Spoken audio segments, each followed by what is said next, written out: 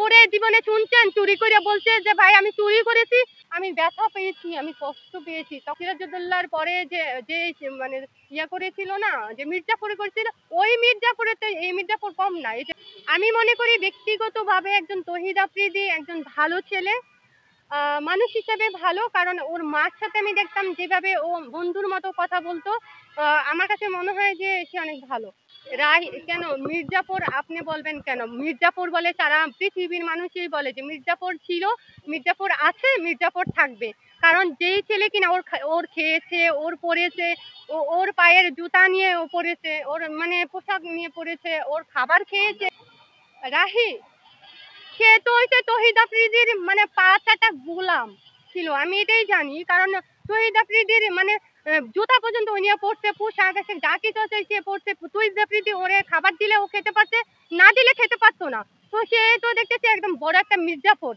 কারণ ওর খেয়ে, ওর পরে, ওর কাছ থেকে সবকিছু নিয়ে এখন ওর নামে বদনাম করে। তার মানে কি একটা মির্জাফর পৃথিবীতে কি হতেই পারে না। আমার কাছে মনে হয় কি ওই যে মানে যে নবাব সিরাজউদ্দৌলার পরে যে যে মানে করেছিল না, যে মির্জাফর করেছিল, ওই মির্জাফরের তো এই মির্জাফর কম না। এই যে রাহি ছেলেটার কথা বলতেছি, এ তো মানে তার চেয়েও বড় মির্জাফর।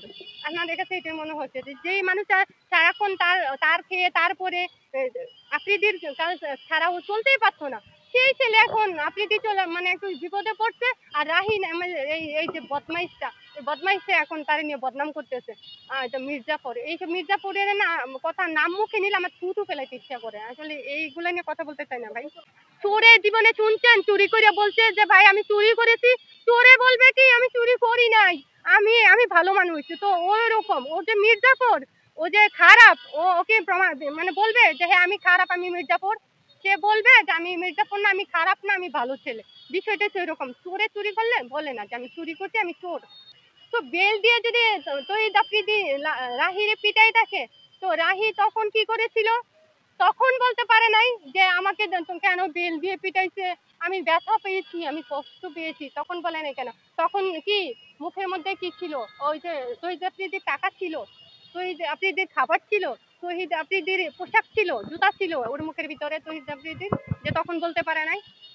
তখন তো বলা উচিত ছিল। এগুলো হচ্ছে বানোয়াট, মিথ্যা, ভুয়া কথা।